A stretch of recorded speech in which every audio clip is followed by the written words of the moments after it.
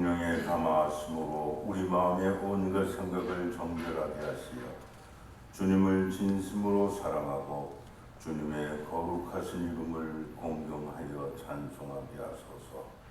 우리 주 예수 그리스도의 이름으로 기도하나이다. 아멘. 형제 자매 여러분, 우리는 이 거룩한 성찬례를 합당하게 드리기 위하여 서로 화목하며 겸손한 마음으로 우리 죄를 고백합시다.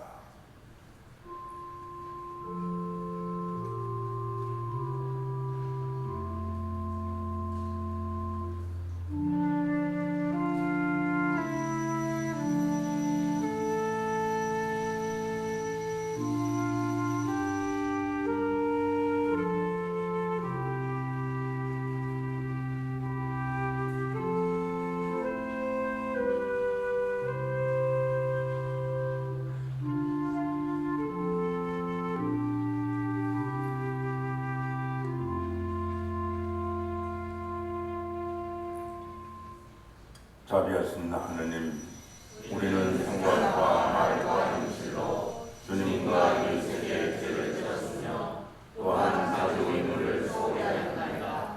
주여 우리 죄를 용서하시고 우리와 하여금 예수 그리스도 안에서 새로워지게 하소서. 진실로 죄를 고백하는 모든 사람을 용서하시는 전능하신 하느님께서 여러분을 필사히 여기시어 예수 그리스도의 공로로 모든 죄를 용서하시고 선행할 힘을 주시어 영원한 생명을 얻게 하소서. 아멘.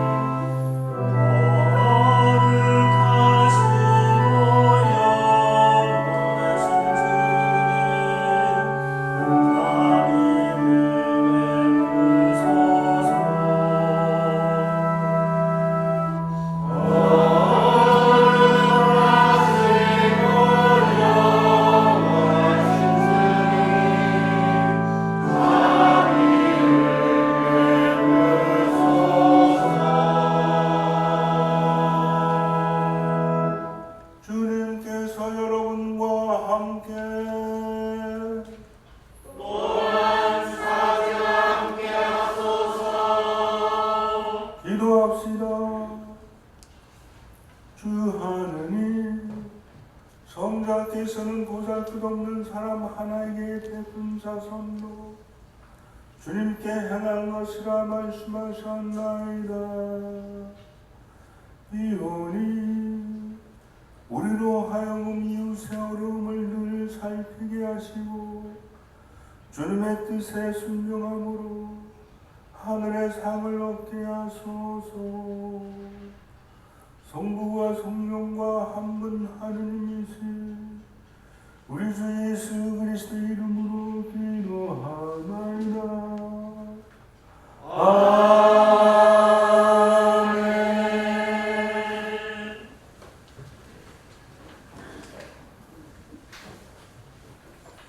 예독서는 창세기의 말씀입니다. 이런 일들이 있은 뒤에 하느님께서 아브라함을 시험해 보시려고 아브라함아 하고 부르셨다.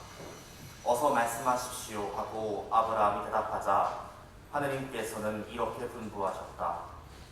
사랑하는 내 외아들 이삭을 데리고 모리아 땅으로 가거라. 거기에서 내가 일러주는 산에 올라가 그를 번제물로 나에게 바쳐라. 아브라함은 아침 일찍 일어나 나귀의 안장을 얹고 두 종과 아들 이삭을 데리고 제물을 살 장작을 쪼개가지고 하느님께서 일러주신 곳으로 서둘러 떠났다. 길에 떠난 지 사흘 만에 아브라함은 그 산이 멀리 바라보이는 곳에 다다랐다. 아브라함은 종들에게 너희는 나귀와 함께 여기에 머물러 있거라. 나는 이 아이를 데리고 저리로 가서 예배 드리고 오겠다 하고 나서 번제물을 살의 장작을 아들 이삭에게 지우고 자기는 불시와 칼을 챙겨 들었다. 그리고 둘이서 길을 떠나려고 하는데 이삭이 아버지 아브라함을 불렀다. 아버지, 얘야, 내가 듣고 있다. 아버지, 불씨도 있고 장작도 있는데 번제물로 드릴 어린 양은 어디 있습니까? 얘야, 번제물로 드릴 어린 양은 하느님께서 손수 마련하신단다. 말을 마치고 두 사람은 함께 길을 떠나 하느님께서 일러주신 곳에 이르렀다. 아브라함은 거기에 제단을 쌓고 장작을 얹어 놓은 다음 아들 이삭을 묶어 제단 장작 더미 위에 올려놓았다. 아브라함이 손에 칼을 잡고 아들을 막 찌르려고 할 때 야훼의 천사가 하늘에서 큰 소리로 불렀다. 아브라함아, 아브라함아, 어서 말씀하십시오. 아브라함이 대답하자 야훼의 천사가 이렇게 말하였다. 그 아이에게 손을 대지 말아라. 머리털 하나라도 상하게 하지 말아라. 나는 내가 얼마나 나를 공경하는지 알았다. 너는 하나밖에 없는 아들마저도 서슴지 않고 나에게 바쳤다. 아브라함이 이 말을 듣고 고기를 들어보니 뿔이 덤불에 걸려 허우적거리는 순양 한 마리가 눈에 띄었다. 아브라함은 곧 가서 그 순양을 잡아 아들 대신 번제물로 드렸다. 아브라함은 그곳을 야훼 이레라고 이름 붙였다. 그래서 오늘도 사람들은 야훼께서 이 산에서 마련해 주신다 하고 말한다. 주님의 말씀입니다. 다 함께 시편 13편을 노래하시겠습니다. 언제까지 나를 경멸히 주시렵니까? 언제까지 나를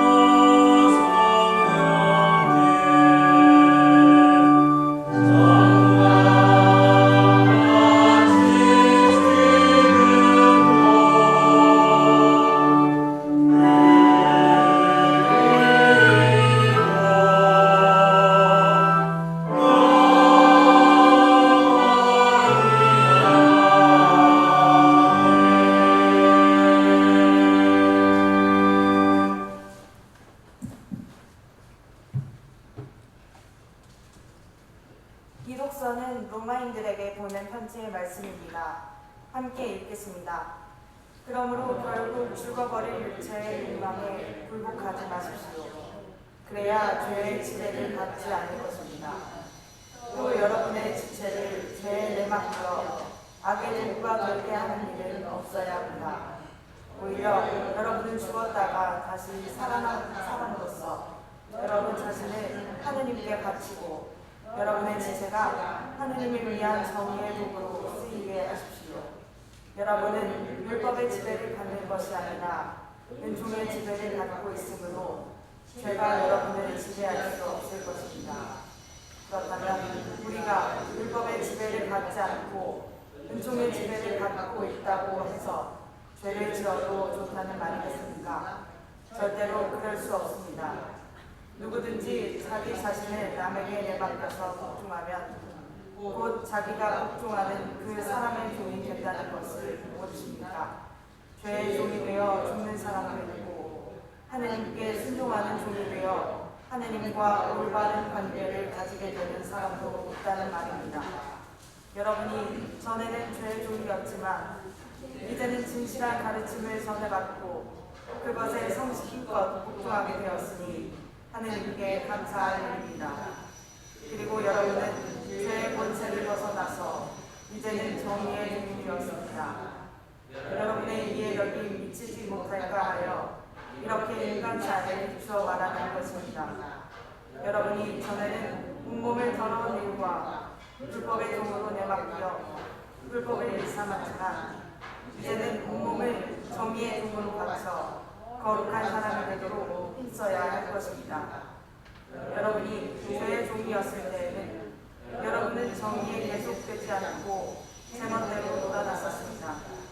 그때 여러분이 얻은 것이 무엇입니까? 지금 생각하면 부끄러운 일들밖에는 없지 않았습니까? 그런 생활은 결국 죽음을 안겨줍니다.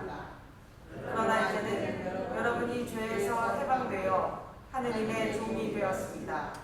그 결과로 여러분은 거룩한 사람이 되었고 마침내 영원한 생명을 누리게 되었습니다. 죄의 대가는 죽음이지만 하느님께서 거저주시는 선물은 우리 주 그리스도 예수와 함께 사는 영원한 생명입니다. 주님의 말씀입니다. 모두 일어나셔서 칭례성가 545장을 부르시겠습니다.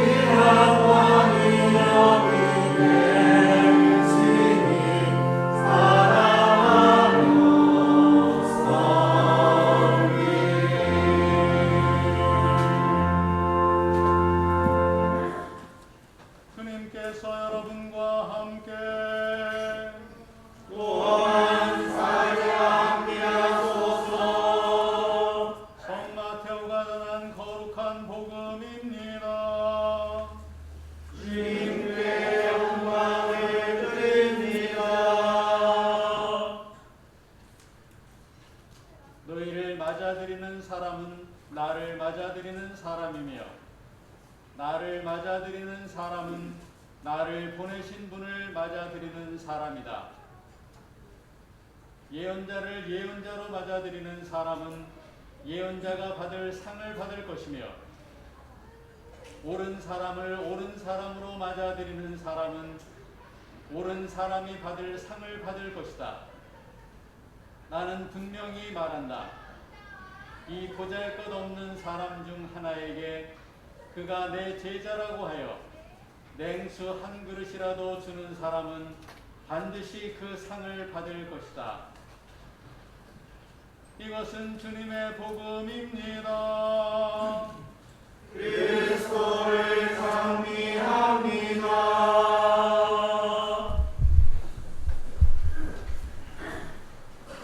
성부와 성자와 성령의 이름으로 이제 날씨가 점점 더워지고 있죠.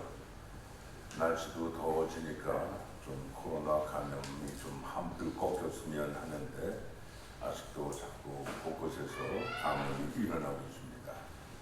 안타까운 것은 교회가 위험 집단 가운데 하나로 되겠다는 그런 이야기가 있습니다.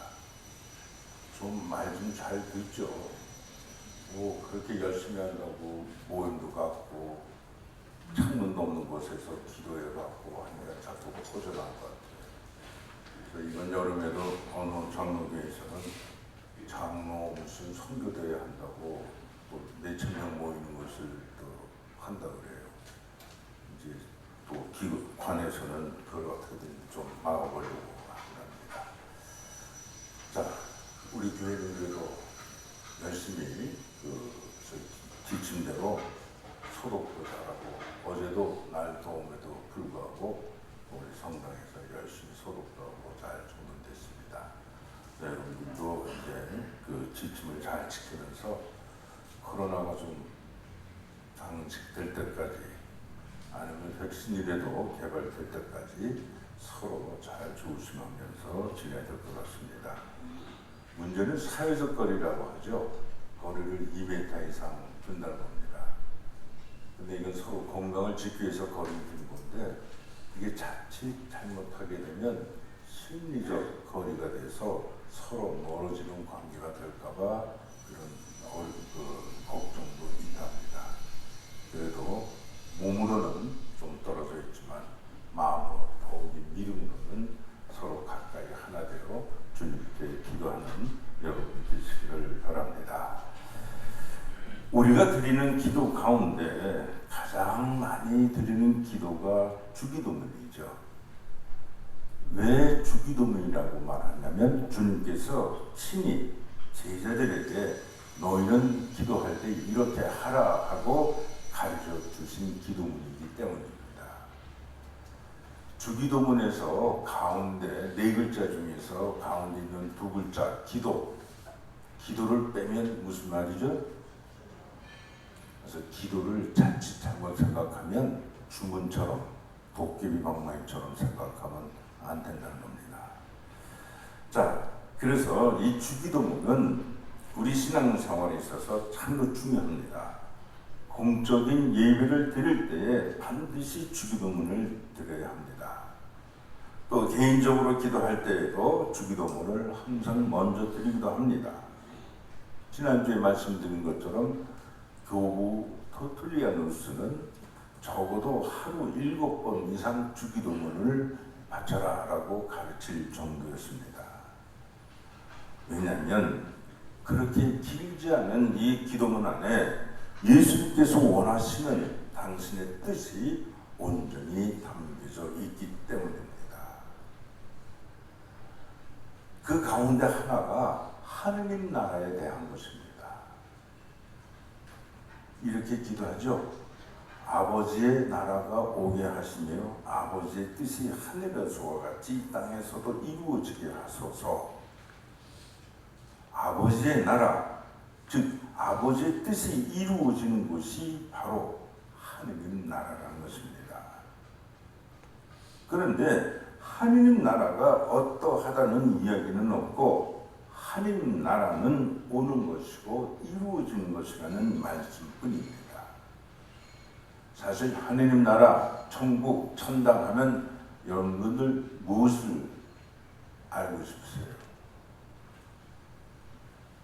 보통 좀 별나게 신앙생활 하는 분은 자기가 환상 중에 천국을 왔느니 아니면 죽었다가 천국 갔다가 다시 살아나서 왔느니 하면서 무슨 얘기를 합니까? 천국에 갔더니 뭐 무슨 보석으로 기둥이 세워지고 뭐 몇 평짜리가 뭐가 있고 뭐 이런 걸 정확하게 얘기하는 거 가끔 그런 거 들어보셨죠? 한 번쯤은. 근데 여러분들은 이 천당, 천국, 하늘나라에 대해서 뭘 알고 싶으세요? 우리 눈으로 가시적으로 볼 수 있는 그 어떤 것에 대한 묘사, 표현 이런 것을 알고 싶기도 한 마음이 있을 겁니다. 그런데 예수님은 한 번도 그런 말씀을 안 해주셨어요. 알 수 없는 말로 계속 하실 뿐입니다. 하나님 나라는 밭에 있는 보물과 같다. 씨 뿌리는 비유를 통해서 하나님 나라는 이런 것이다. 뭐 등등 하나님 나라에 대해서는 우리가 알고 싶어 하는 방향으로 설명을 안 해주시고 그 하나님 나라는 오는 것이고 이루어진 것이다라는 말씀뿐입니다. 그래서 오늘 이 주기도문의 가르침에 따르면 우리들의 믿음이란 하느님 나라, 즉 오는 하느님 나라를 기다리는 것이고 또 하느님 나라를 이루기 위해 사명을 다하며 살아가는 것이라고 합니다. 보통 하느님 나라에 대해서 또 어떻게 표현하죠? 예수 믿고 어디 가자? 천당 가자 그러죠? 근데 예수님은 당신 이름은 안 들리겠지만 예수 믿고 천당 가자는 식으로 하나님 나라는 가는 것이라는 말씀을 안 하셨어요.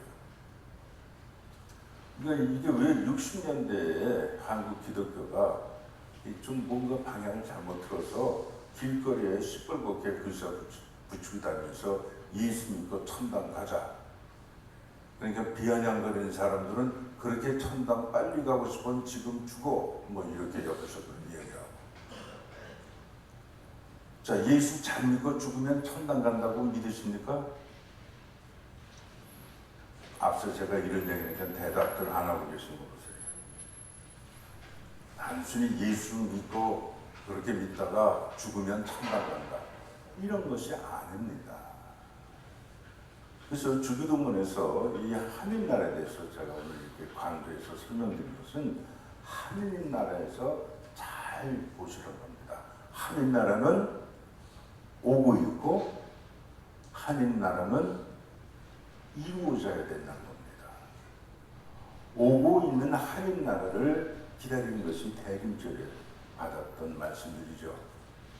그래서 오고 있는 하느님 나라는 전적으로 누구에게 달렸습니까? 그 주권이 오직 하느님께 달려있죠. 그래서 오고 있는 하느님 나라는 그 시간, 그 때가 언제일지는 모르지만 우리는 단지 믿음과 희망으로 기다릴 뿐입니다. 근데 문제는 하느님 나라가 이루어져야 된다고 기도하는 것입니다. 하느님 나라가 이루어지는 데에 그 책임이 누구에게 있습니까? 그 사명이 누구에게 있습니까? 바로 우리들에게 있다는 것입니다. 그래서 신앙이란 오고 있는 하느님 나라를 기다리는 것이요. 그 신앙을 가지고 주님께로부터 받은 사명이란 그 하느님 나라를 내가 살아가고 있는 삶의 터전 위에서 하느님 나라를 이루어가는 것입니다. 그래서 주기도문에서는 분명하게 가르치고 있는 것입니다. 하느님 나라는 오는 것이고 하느님 나라는 이루어지는 것이다. 그런데 신약 성서를 보면 하느님 나라에 대해서 오고 있는 하느님 나라, 이루어지는 하느님 나라 아주 절묘하게 반반씩 그 표현이 되어 있습니다. 하느님 나라는 가는 것 아닙니다. 하느님 나라는 오고 있고 이루어져야 되는 것입니다. 가끔은 엉터리교회, 벌써 오래전에 서울에 어느 녹건동인가 어디 하는 교회 가면 천국교회라고 있어요. 근데 그 천국교회 가면 이렇게 들어올 때 신자들 좌석이 정해져 있어요. 앞자리부터 뒷자리까지. 근데 그게 표를 팔아가지고 천국행 표를 팔아가지고 가격이 다 틀리다는 겁니다. 싸게 산 사람은 저 뒤에 앉고 좀 비싸게 낸 사람은 앞에 앉고 이게 말이 됩니까? 안 되죠. 내가 오래전에 저 양산 통도사 절을 한번 가본 적이 있습니다. 이 절에 사실 우리 신부들이 부활절 끝나고 어디 갈 데가 없으니까 맨날 갈 데가 없으니까 절 구경하러 가요. 성당에 있는 사람들이. 거기가 다 명승지고 좋으니까. 그래서 언젠가 한번 양산 통도사 몇 분들하고 갔어요. 근데 서로 비슷한 직업을 하는 사람을 알아보는지, 물론 카라로 다 뛰고 잠바 입고 그저 운동화 신고 왔다 갔다 하는데 역시 스님들 한 두 분이 나타나더니 신부님들이시죠 하고 알아보는 거예요. 그래서 들어가서 차도 얻어 마시고 뭐 절도 이렇게 같이 구경하는데 그 스님이 자기 불교 막 비판하는 거예요. 그때가 이제 마침 초파리 가까우니까 그 연등들이 많이 달려있었어요. 주님님 저 들어오면서 연등 저 달린 거 보셨죠? 저 앞에 걸어오는데 문 앞에 있는 거는 10,000원에서 50,000원짜리고요. 대웅전 안에 있는 거는 보통 5,000에서 몇 억짜리라는 겁니다. 이게 종교 맞습니까? 하고 한참 하더라고요.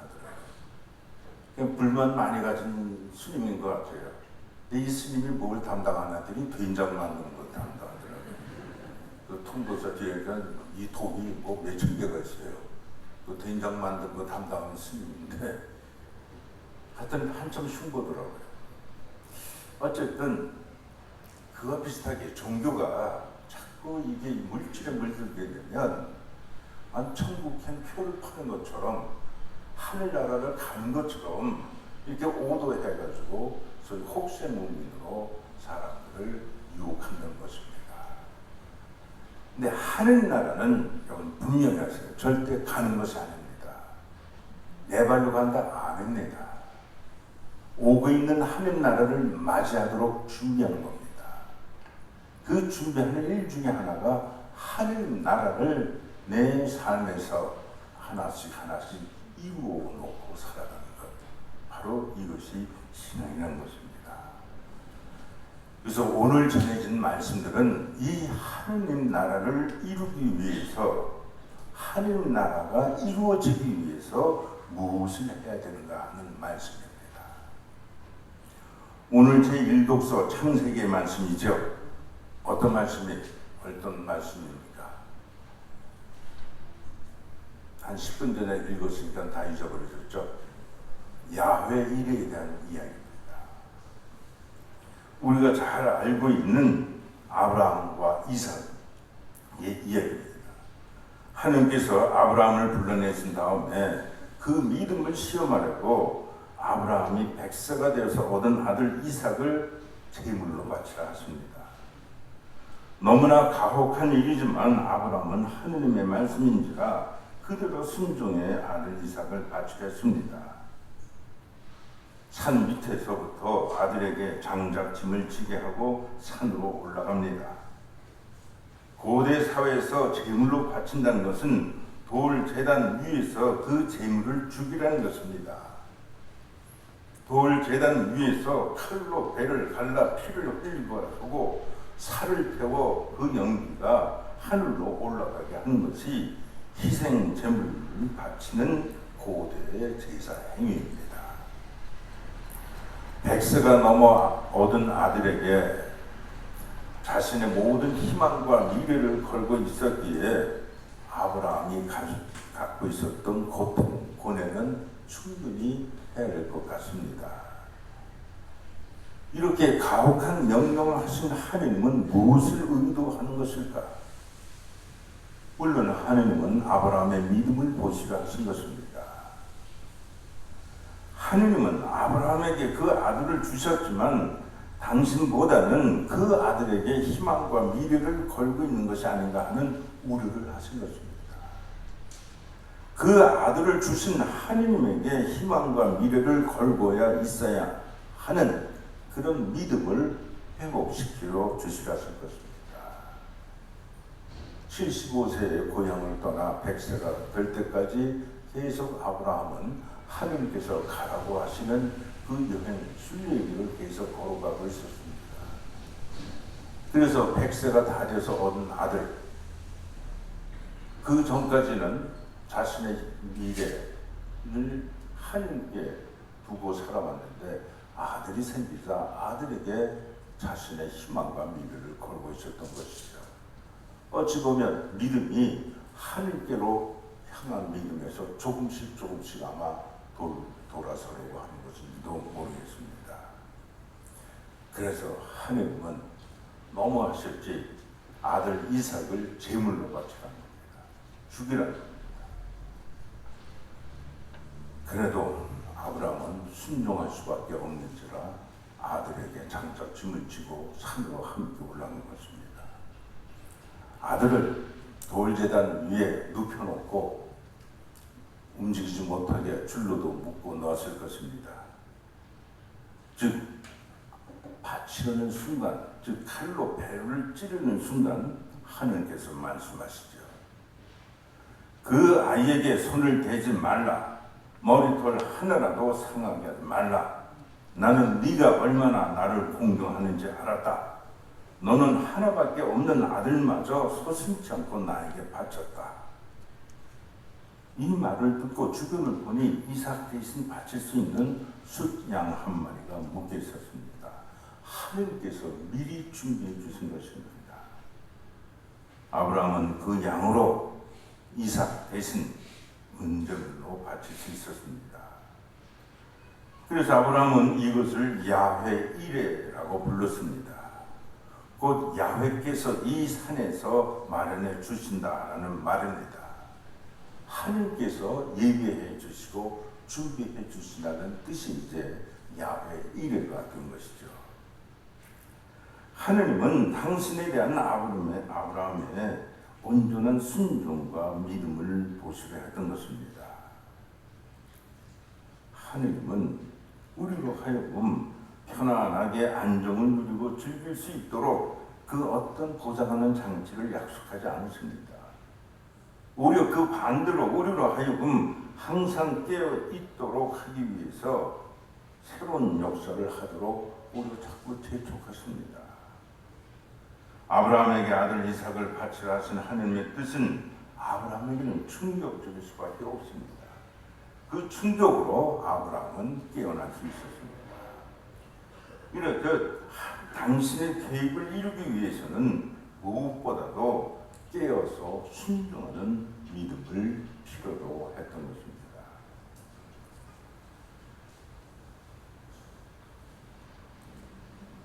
하느님이 주신 것으로 비록 그것이 가장 애지중지하는 하나밖에 없는 자식일지라도 자신의 희망과 미래를 자식에게 두지 말라는 겁니다.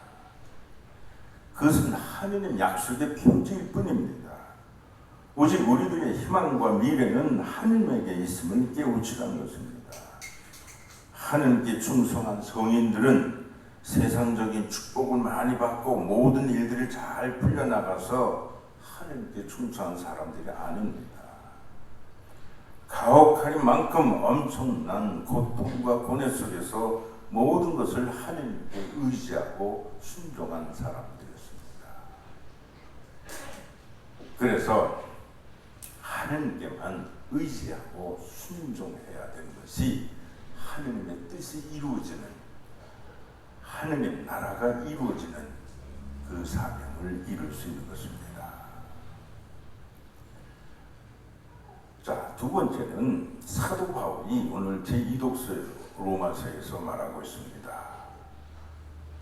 여러분의 지체를 죄에 내맡기어 악의 도구가 되게 하는 일은 없어야 합니다.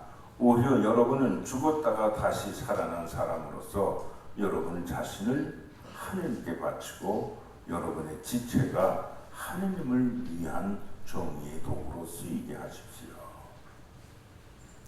첫째가 하느님께 순종하는 것이라면 두 번째는 하느님의 의의 도구로 쓰임받도록 살라는 것입니다.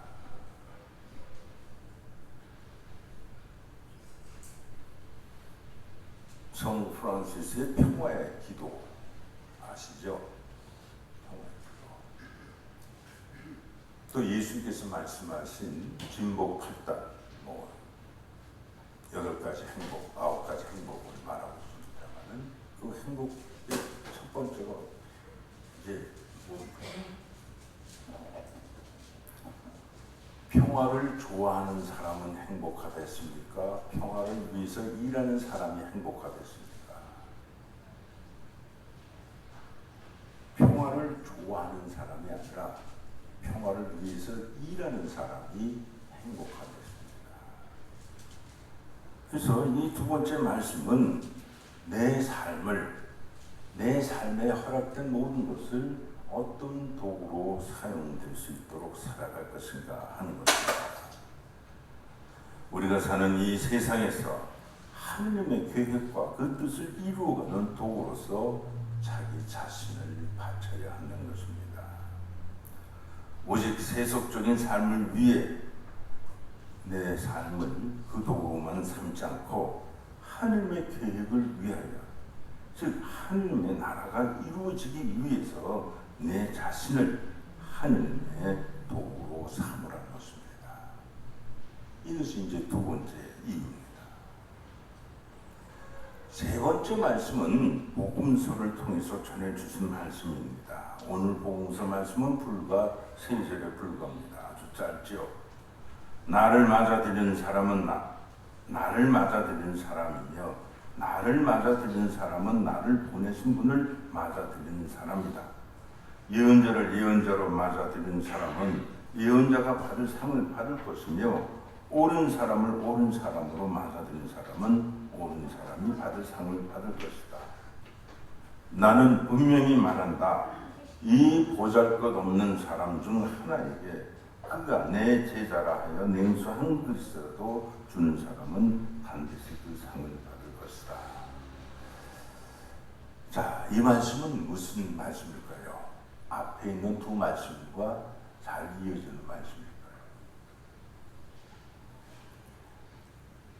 예언자, 옳은 사람, 보잘것없는 사도들, 이런 사람들을 맞아들이고 받아들이면 상을 받는다고 말씀하신 것입니다. 그 상이 어떤 상인가 하는 것은 별로 중요하지 않습니다. 어떻게 해야 상을 받으십니까? 누구든 복음을 위해 고통받는 사람들을 위해서 대접하고 그 사람들을 받아들이는 것입니다. 그러면 상을 받는다는 것입니다. 우리가 이 세상 살면서 24시간 모두를 복음을 전하기 위해서, 아니면 적어도 신부처럼 성직자처럼 살아갈 수는 없지요. 그런데 주님은 우리 모두에게 한 가지 지혜로운 길을 주신 것입니다. 그 사람들을 맞아들이는 것입니다. 다른 교회에서는 이 부분을 이상하게 해석하죠. 주의 종에게 잘해야 천국에서 상 받는다고 하죠. 그래가지고 저는 개신교 문화를 별로 이렇게 좋아하지는 않습니다만은 그 중에 제일 우스운 게 뭐냐면요. 한참 원로가 한참 밑에는 후배 목사의 부인을 듣고 사모님하고 님자를 붙이더라고요. 그거 좀 이상한 것 같아요. 근데 진짜 이상한 게 뭔지 아세요? 저희 성직자, 이제 목사님들 주의 종이라고 하죠. 예? 근데 주의 종 뒤에다 또 하나 붙여요. 주의 종님 또 그러더라고요. 그 말이 맞습니까? 종이면 종처럼 불러야죠. 왜 겉도가 님자를 왜 불러요? 그것이 맞아들이는 것은 아닙니다. 하늘 나라가 이루어지기 위해서 애를 쓰는 모든 사람들을 받아들이는 것은 그 사람들과 뜻을 같이 하고 그 사람들과 함께 일하라는 것입니다. 어쩌면 초대교회 당시에는 복음을 전하는 사람들이 세상으로 볼 때는 참으로 보잘것없는 그런 사람으로 보였을 것입니다. 그래서 이 마태복음에서는 그 부분을 강조한 것 같습니다. 그래서 예수님은 또 말씀하시죠. 보잘것없는 주님의 제자라 해서 냉수 한 그릇이라도 대접한다면 그에 합당한 대접을 받을 것이란 것입니다. 그래서 세상적으로는 보잘것없이 보일지라도 주님을 따르는 종이기에 냉수 한 그릇이라도 대접할 수 있는 자그마한 존경과 사랑을 가지면 주님께서 반드시 상을 주신다는 약속의 말씀인 것입니다. 오늘 복음 성경 마태복음 말미에서는 예수님께서 최후의 심판을 예견하시면서 다시 한번 말씀하십니다. 너희는 내가 굶주렸을 때 먹을 걸 주었고 목말랐을 때 마실 것을 주었으며 나그네 되었을 때 따뜻하게 만지게 하였다. 또 늙었을 때 입을 것을 주었으며 병들었을 때 돌봐 주었고 감옥에 갇혔을 때 찾아 주었다. 사람들이 우리가 언제 그랬습니까? 묻자 예수님이 이렇게 말씀하시죠. 나는 분명히 말한다. 너희가 여기 있는 형제 중에 가장 보잘것없는 사람 하나에게 해준 것이 바로 나에게 해준 것이다. 이런 사람들은 하느님 아버지의 축복을 받고 아버지께서 준비한 이 나라를 차지하게 될 것이다. 이렇게 말씀하십니다. 보잘것없다고 여겨지는 그 사람들에게 잘 해주는 것입니다.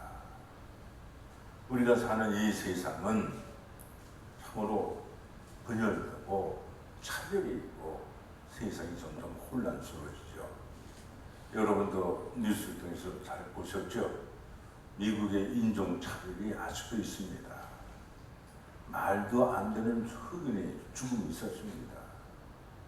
어떻게 사람 목을 무릎으로 눌러서 죽음에 이르기까지 합니까? 아마 대다수의 사람들이 가만히 있었으면 그것은 정당한 일이라고 또 넘어갔을 것입니다. 근데 그렇게 넘어가지 못하고 인종차별 반대 운동이 점점 벌어지고 있지요. 누가 그러더군요. 한국 같았으면 트럼프 벌써 쫓겨났다고. 한국사는 그걸 보고 아마 진짜 가만히 있지 않을 것 같습니다. 그래서 오늘 제가 말씀드린 것처럼 이 세 가지를 잘 기억하시면 됩니다.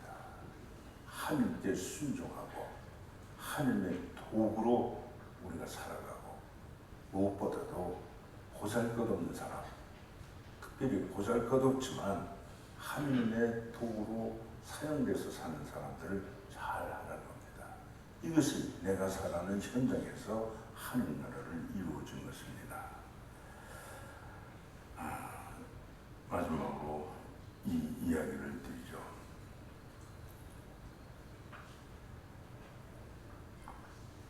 어느 교회에서 주일학교를 하는데 이제 주일학교가 거의 끝나고 아이들도 다 가고 이제 주일학교 방, 사실 주일학교 방 아이들 끝나고 나면 굉장히 어수선하죠. 여기저기 어지럽고. 근데 그 방에 들었더니 예쁜 소녀 하나가 그 방에서 이게 인형을 하나하나 정리하고 있더랍니다. 그런데 이 꼬마가 신부님한테 신부님은 인형을 좋아하세요? 그리고 그럼 좋아하지.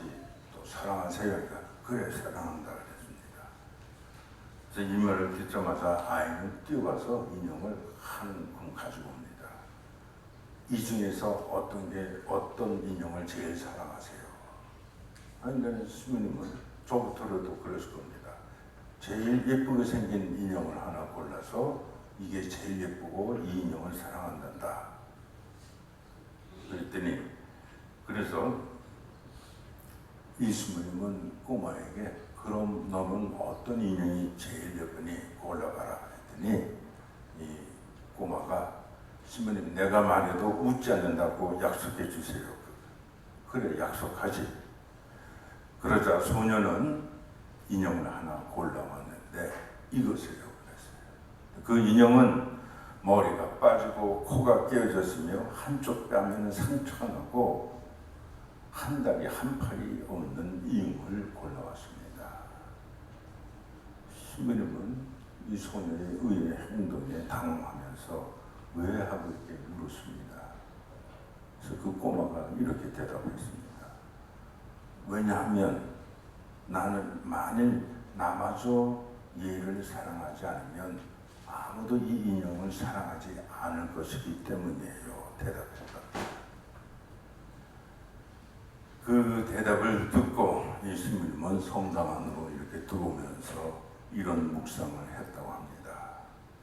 혹시 주님이 그 소녀를 통해서 나에게 말씀하신 것은 아닌가 하는 것을 묵상했답니다. 맞아들인다는 것, 오늘 본문 말씀에서 맞아들인다는 것은 복음을 받아들이고 하느님의 도구로 사용되도록 나를 바친다는 것입니다. 우리가 이렇게 맞아들이고 받아들일 때에 예언자는 예언자로 인정받게 되고 옳은 사람은 옳은 사람으로 인정받게 되고 제자는 제자로 인정받게 됩니다. 더욱이 세상에서 인정받지 못하는 보잘것없는 사람도 희망이 되는 존재가 되어줄 것입니다.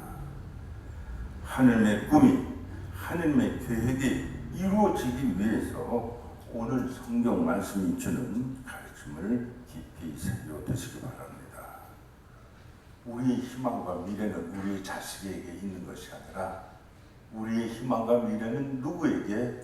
바로 하느님께 있다는 것을 명심하십시오.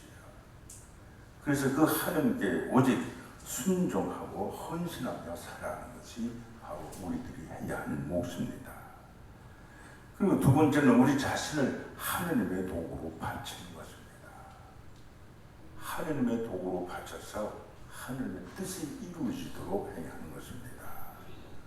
그리고 세 번째는 주님의 복음이 계속 선포되고 퍼져나가기 위해서는 하느님의 말씀을 전하는 자, 올바른 사람, 그리고 복음을 선포하는 자들을 맞아들이십시오. 무엇보다도 세상에 보잘것없는 사람들의 고통과 아픔을 외면하지 말고 내가 할 수 있는 한 도우십시오. 그리하면 우리의 꿈, 하느님의 계획이 하나 되어서 이 세상에 하느님 나라가 이루어져 나갈 것입니다. 하느님 나라가 이루어져 갈 때 언젠가는 하느님이 주권이 되어서 그 하느님 나라가 오고 있으면 만나게 됩니다. 그 만나게 되는 순간을 우리가 뭐라고 합니까? 지금 하느님과 딱 만나면 우리는 어떻게 됩니까? 어떻게 돼요? 하느님 만나면 세상적으로는 죽습니다. 하느님 나라가 오고 하느님 나라가 이루어지기 위해서 살다가 그 순간에 만나면 그때를 뭐라 하냐면 종말이라고 말합니다. 종말하면 여러분 어떤 생각 드세요? 모든 것이 다 파괴되고 혼돈되고 없어진다고만 생각하죠? 아닙니다. 종말은 모든 것이 새롭게 이루어지는 시간입니다. 그래서 오고 있는 하느님 나라를 희망으로 믿음으로 기다리면서 하느님 나라가 이루어지기 위해서 모든 애를 다 쓰며 살아가는 것입니다.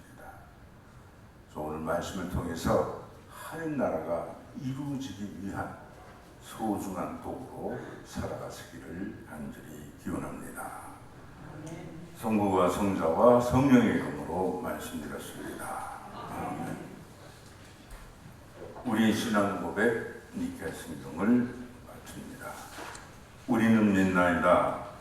한 분이시며 전능하신 하나님 아버지, 하늘과 땅과 유용무용한 만물의 창조주를 믿나이다. 오직 한 분이신 주 예수 그리스도를 믿나니 모든 세계에 앞서 성속에 나신 하나님의 외아들이시며 하나님에게서 나신 하나님이시요 육체에서 나신 빛이시요 참 하나님에게서 나신 참 하나님으로서 창조되지 않고 나시어 성부와 일체시며 만물이 다 이분으로 말미암아 창조되었으며 우리 인간을 위하여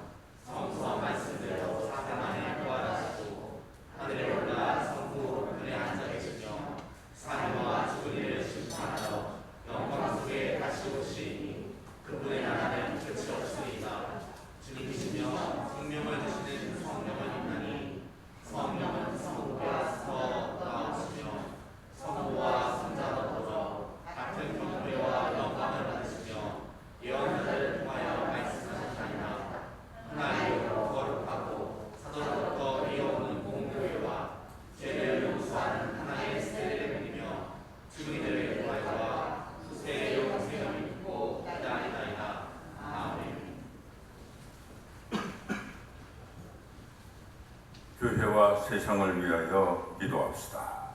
교회를 위하여 기도합시다. 주여, 진리와 일치의 은총으로 항상 온 교회를 감화하시어 모든 성직자, 특별히 우리 조교 이 베드로와 사제 홍 베드로, 유 시몬, 김 키프리안과 모든 교인들이 서로 화목하며 합심하여 세상의 복음을 전함으로써 주님의 영광을 나타내게 하소서. 주여 우리의 기도를 들어주소서. 세상의 정의와 평화를 위하여 기도합시다. 주여, 이 세상에 평화를 주시고 특별히 우리나라 지도자들을 인도하시어 악행과 악습을 막으시고 진리와 정의를 지켜주소서. 주여 우리의 기도를 들어주소서. 가난한 사람들과 병든 이들과 어려움을 당한 모든 사람들을 위하여 기도합시다. 주여, 이 변화많은 세상에서 모든 근심하는 사람들과 병든 사람들을 위로하시고 건져주소서. 주여 우리의 기도를 들어주소서. 평택교회 성전 건축을 위해 기도합시다. 전능하신 하느님, 이곳 평택 지역에 우리의 교회를 세워주셔서 반세기 동안 주님께서 맡겨주신 사명을 감당하며 복음을 선포하고 주님의 은총을 누리며 살도록 인도하여 주심에 감사드립니다. 이제 우리 교회에 허락하신 새 성전의 터 위에 반석과 같은 거룩한 교회, 아름다운 성전을 다시 세우려 하오니 새 성전을 건축하고자 하는 우리들의 마음과 계획을 축복해 주소서. 그리하여 우리의 믿음으로 기초를 굳건히 다져주시고 우리의 헌신으로 한 장 한 장의 벽돌이 쌓아지게 하시며 우리의 감사와 찬양으로 벽이 세워지게 하소서. 또한 성전 건축을 마칠 때까지 주님께서 함께하여 주심으로 우리 모두가 하나가 되어 마침내 주님께 큰 영광과 감사를 드리게 하소서. 주여, 우리의 소원을 살피시고 주님의 뜻대로 이루게 하소서. 주여 우리의 기도를 들어주소서. 별세한 이들을 위하여 기도합시다. 주여, 부활을 기다리는 모든 별세한 이들이 영원한 생명을 누리게 하소서. 주여 우리의 기도를 들어주소서. 전능하신 하나님, 우리 예수 그리스도의 이름으로 간절히 구하나이다. 아멘.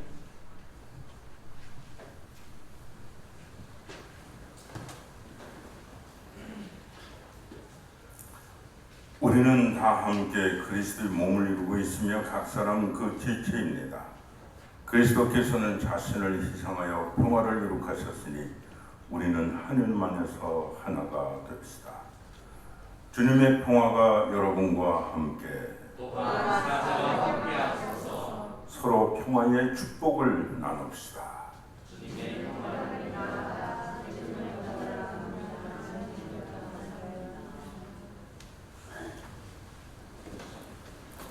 교회 봉헌성가 346장을 부르시겠습니다.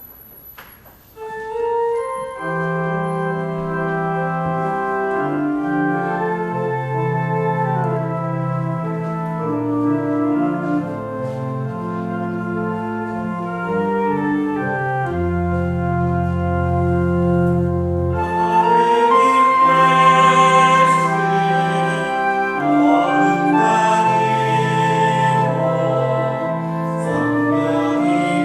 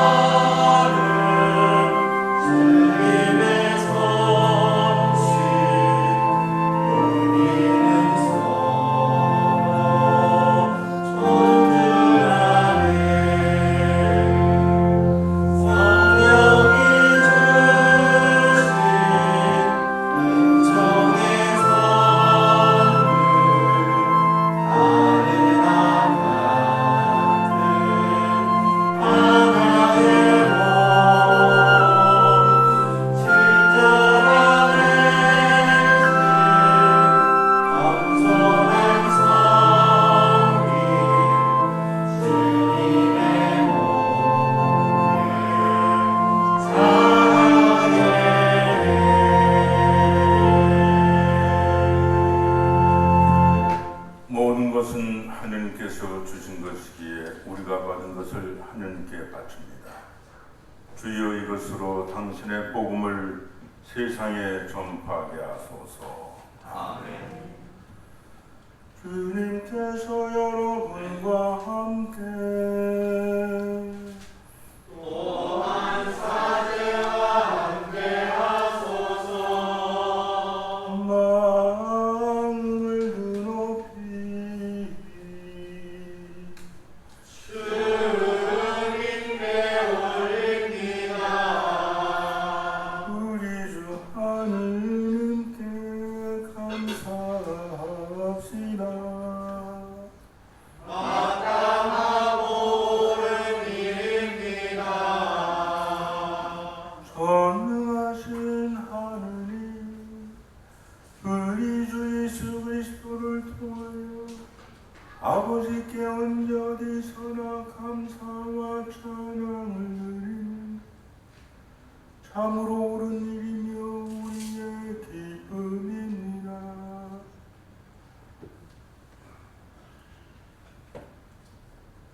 참나온 사제이신 예수 그리스도께서는 하늘에서 내려온 빵과 구원의 잔을 생명의 양식으로 우리에게 먹이시고 천상의 잔치를 더욱 갈망하게 하시나이다. 그러므로 우리는 하늘의 모든 천사와 성도들과 함께 주님의 거룩하고 영광스러운 이름을 소리 높여 찬양하나이다.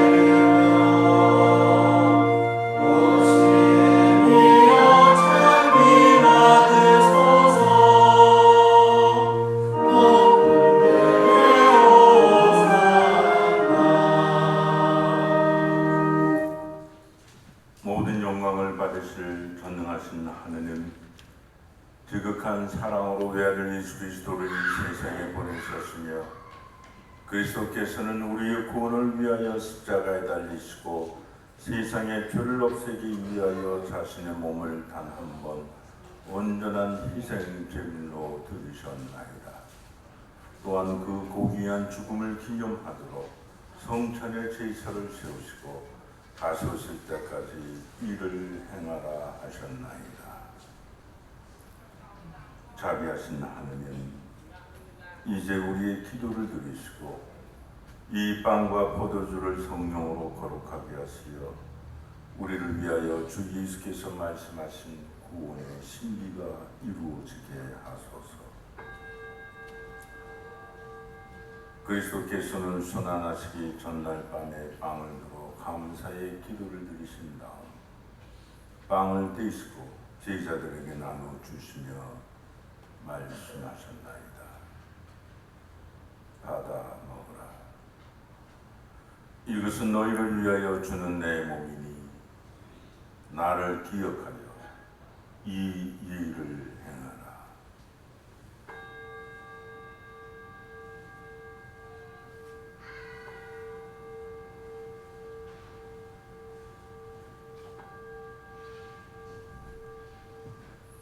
직후에 잔을 드시고 감사의 기도를 드리신 다음 그들에게 주시며 말씀하셨나이다. 받아 마셔라. 이것은 죄를 용서해 주려고 너희들과 많은 사람을 위하여 내가 흘리는 새로운 기억의 피니 마실 때마다 나를 기억하여 이 예를 행하라.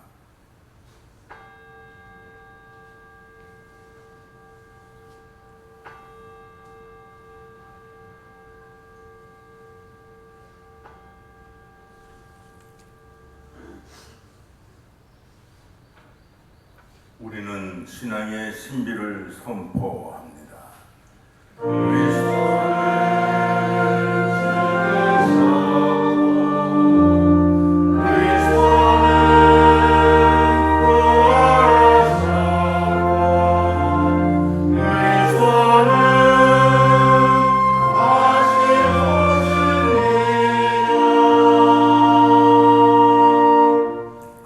그러므로 우리는 예수 그리스도의 순환과 죽으심, 부활과 승천하심을 기억하며 그리스도께서 다시 오실 때까지 이 빵과 포도주를 감사와 찬양의 제물로 드리나이다.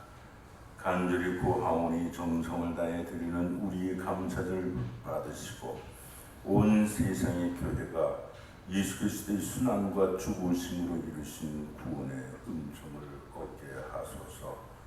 또한 이 생명의 빵과 구원의 잔을 받는 모든 이에게 성령을 내리시며 하늘의 축복을 나누게 하시고 자신의 몸과 영혼을 하늘께 드리어 합당한 산제물이 되며 예수 그리스도와 한 몸이 되게 하소서.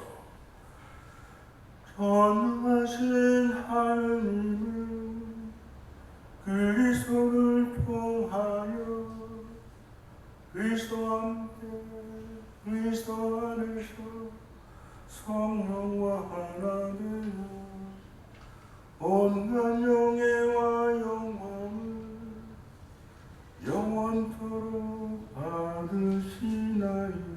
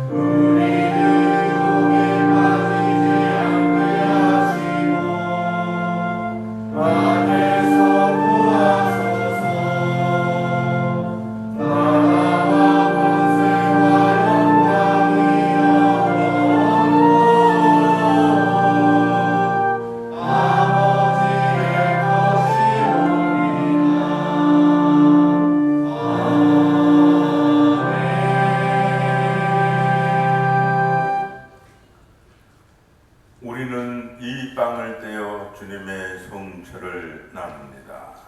우리는 서로 가나 한 빵을 나누어 한 몸을 이루나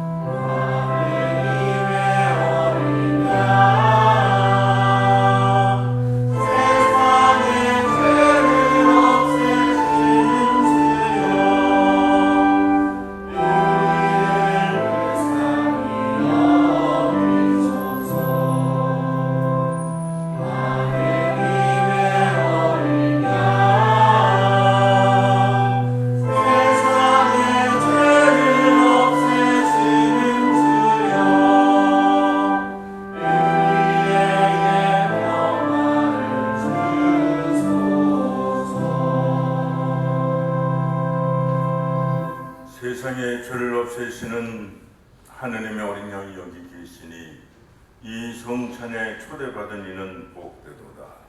주여 주님의 제안에 모시기를 감당치 못하오니 한 말씀만 하소서. 제가 얻나이다.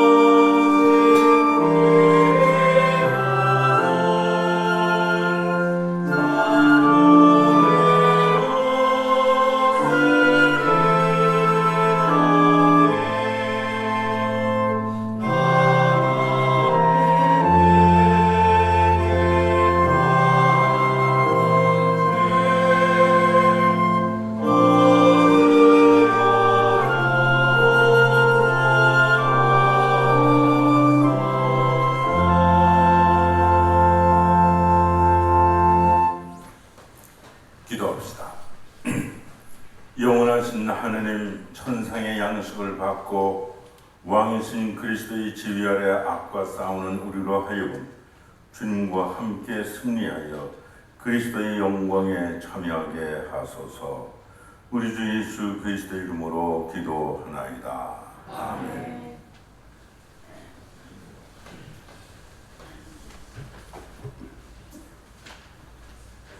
시행 말씀드리겠습니다.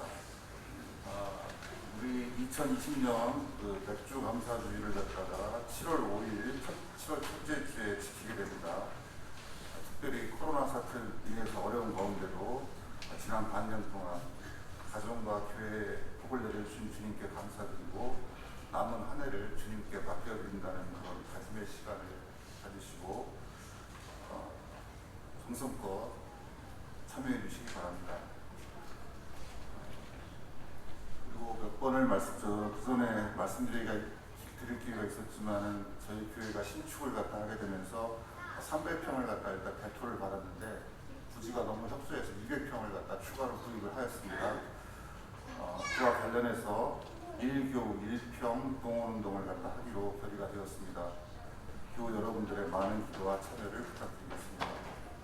또 다음 주 10월 5일에는 7월달 교회위원회가 있습니다. 위원들께서는 모두 참석해 주시기 바랍니다. 그리고 줌 프로그램을 이용한 온라인 가정연대를 갖다 지금 준비하고 있습니다. 7월 1일과 8일 수요일 저녁 8시 시험 방송을 갖다가 진행을 할 예정입니다.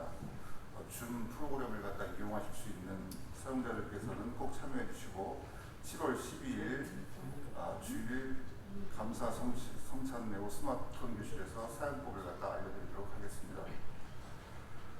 그리고 요새 오프라인 예배가 여러모로 제약이 있기 때문에 매주 금요일 때제 찬양으로 드리는 기도를 저녁 8시에 온라인 밴드 프로그램을 통해서 진행을 하고 있습니다. 교우님들의 많은 참여를 부탁드립니다. 감사합니다.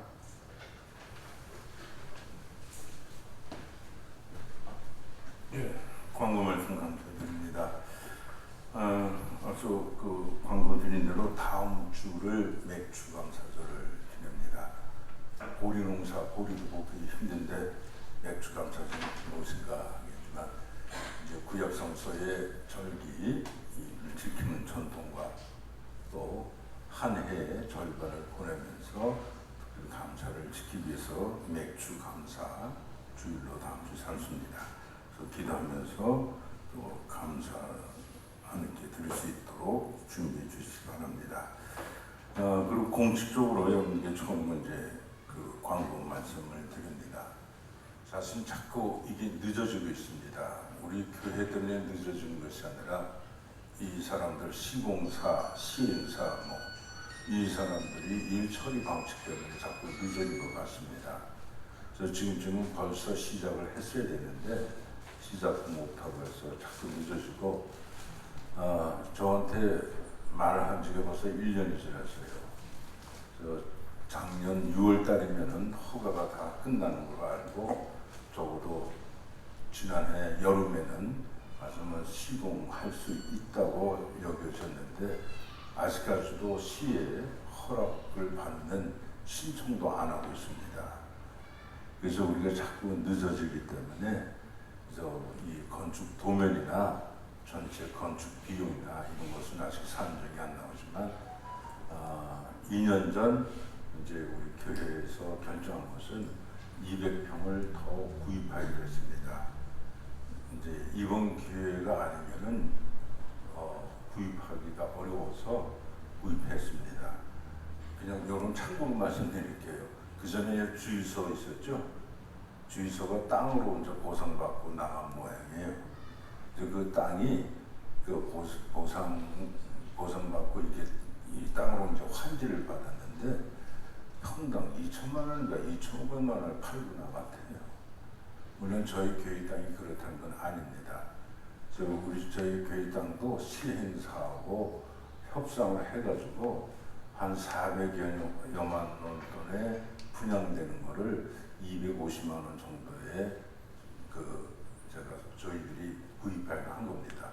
부족한 건 자기들이 알아서 또 이제 부담을 하든지 저희는 알아서 할 일이고요. 그래서 저희 교회에서는 평당 250만 원 정도로 해서 구입을 하기로 결정했기 때문에 이제 300평은 저희들이 보상을 받은 것이고 200평은 신자들이 한 평 이상은 공원 운동을 통해서 이것을 정리해 주시면 되겠고요. 그러고 나서 이제 확정이 되면 도면까지 확정이 돼서 그 그다음에 일을 진행할 수가 있습니다.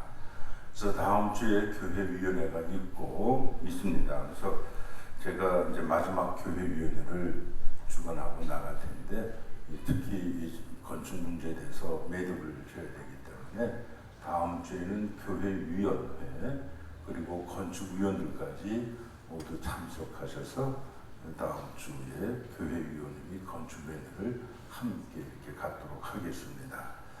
그래서 날씨가 덥고 그렇지만 그래도 다음 주에 좀 시간을 정해서 그렇게 하도록 하겠습니다.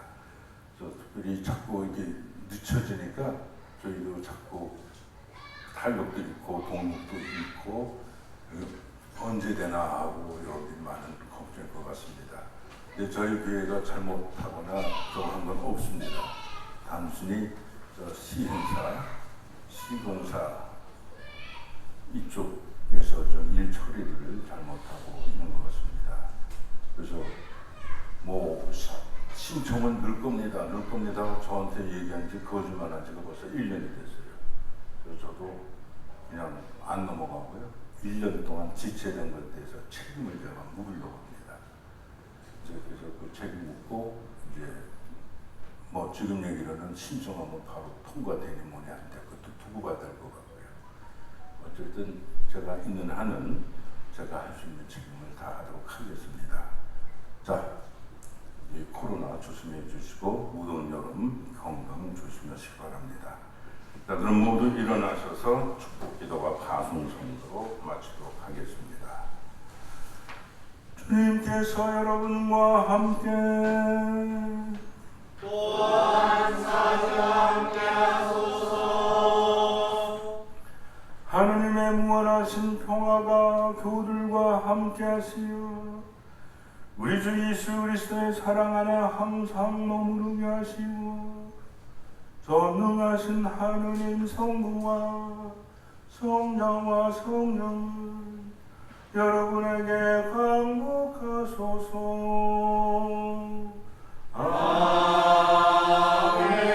아멘. 나가서 주님의 복음을 전합시다. 그리스도의 이름으로 아멘.